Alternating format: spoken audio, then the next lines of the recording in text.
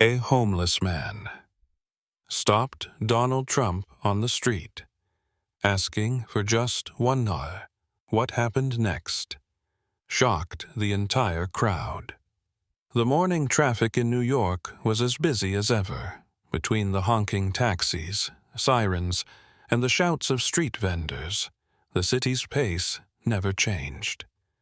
Amidst the crowd, people quickened their steps, thinking about the last business meeting, the next subway time, or the messages on their phones.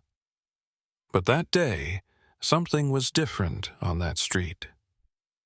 Donald Trump was walking at the corner of Broadway. He wore an expensive yet understated coat. Some people noticed him and silently turned their heads, while others pulled out their phones to secretly record.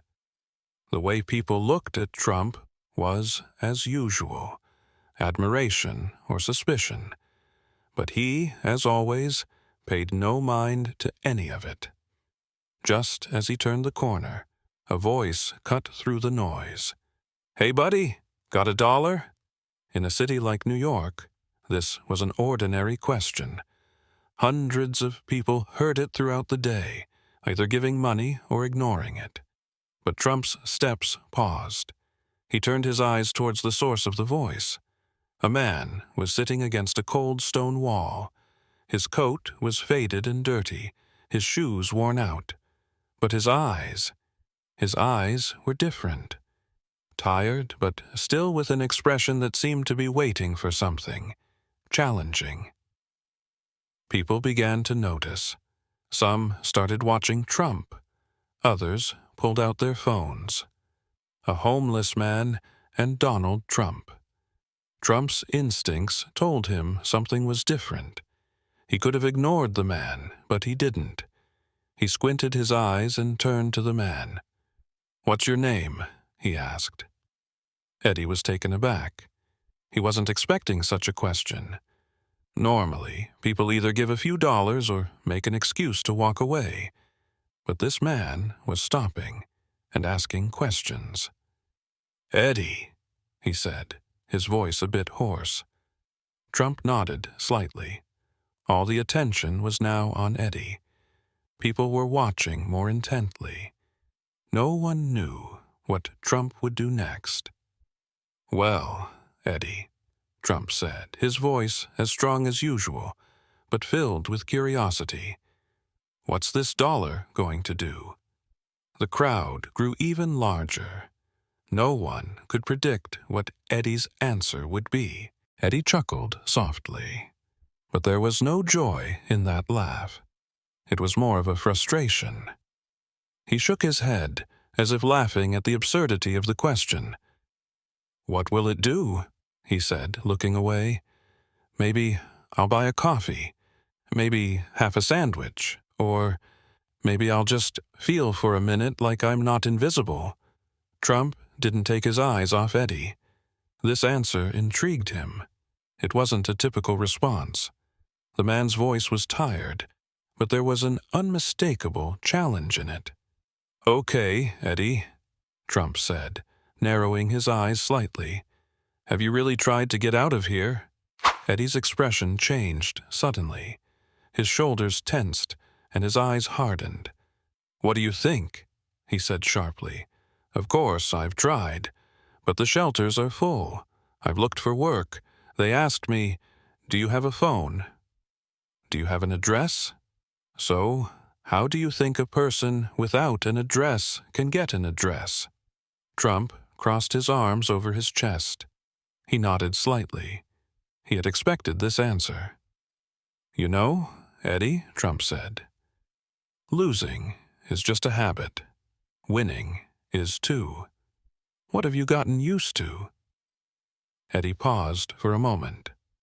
The question had unsettled him. Something stirred inside him. Was it anger?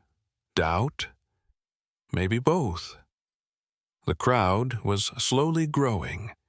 Some people were whispering. Others had pulled out their phones to record. Trump, without taking his eyes off Eddie, reached into his pocket. The crowd paused for a second.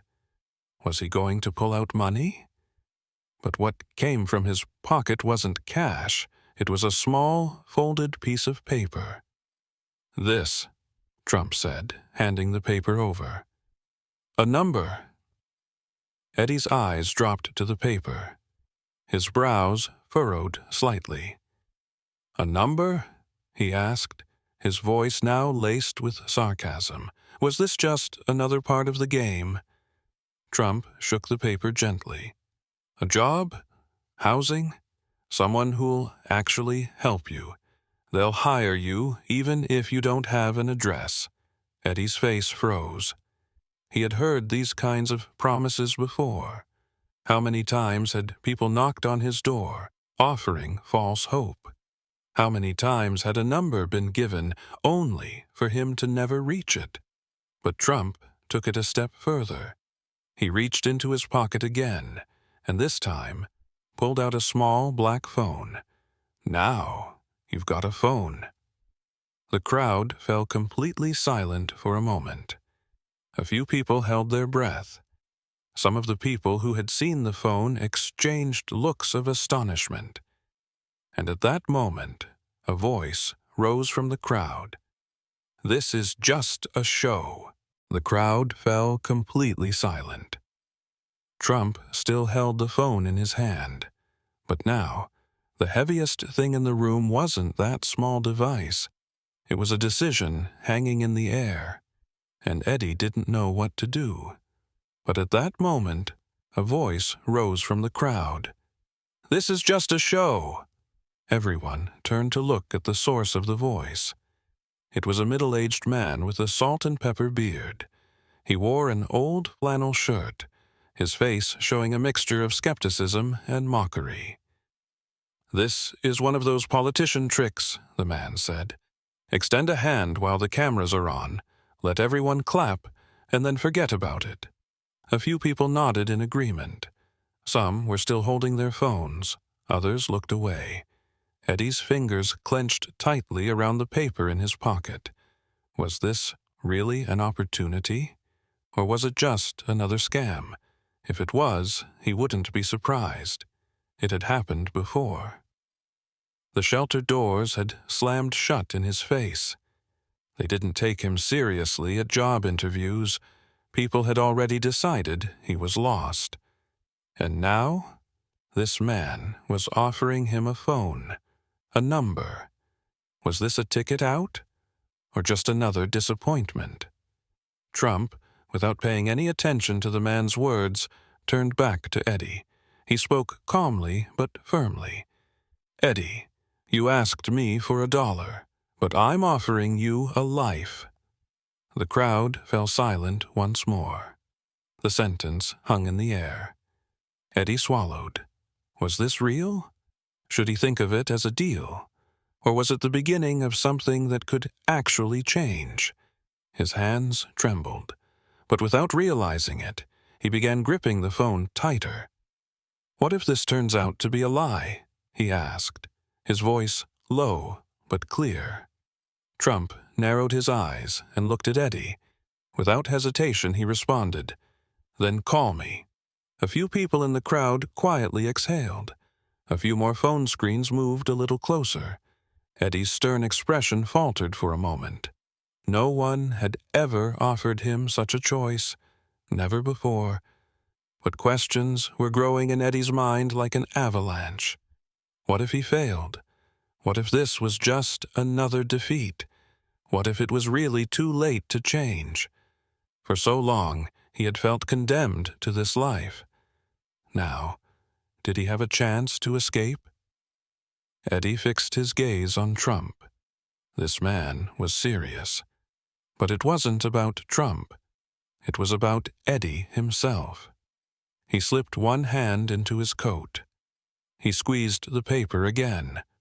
A choice. Something he had had very little of his whole life. He took a step forward, then another. The whispers around him started to fade into the background. He tightened his grip on the phone and slipped it into his pocket. And for the first time, it was up to him to see if anything would truly change. Trump noticed how tightly Eddie gripped the phone, but what really mattered was whether Eddie truly believed in this opportunity. The crowd still lingered around him. Some had lowered their phones, while others continued recording. Some were shaking their heads and walking away, while others waited with curiosity, because everyone was thinking the same thing. Would Eddie really change? But inside Eddie's mind, a completely different battle was raging. Was this a game? Or was there really a way out? He had been deceived time and time again. In shelters, on the streets, at job interviews. No one had ever given him a real chance. So, what about now? Trump's voice broke through again. "Eddie, you're going to make a choice." Eddie looked away. The familiar fear began to rise inside him. What if he failed? He had been accustomed to losing for so long. Maybe escaping from this life was impossible. Maybe he was fooling himself. But then he realized something. Trump wasn't telling him, "You have to do this." He was telling him, "You can do this." For the first time, someone was offering him a choice. Eddie squeezed the phone in his pocket. He noticed his hands were trembling, but this time he wasn't sure if the tremble was from fear or the excitement of what might change. He took a step forward, then another. Someone from the crowd yelled from behind, "Is this really going to work, Eddie?" Eddie stopped. He turned his head.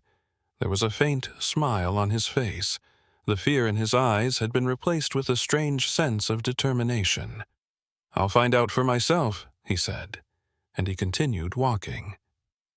Behind him, Trump silently watched him. The game wasn't over. It was just beginning. But now, the decision was Eddie's. If this story made you think, share it. You never know who might need to hear it today. And if you've ever had a second chance, leave a comment below, because sometimes knowing that someone else has made it is the only hope a person needs. For more stories that challenge the way we view the world, make sure to subscribe.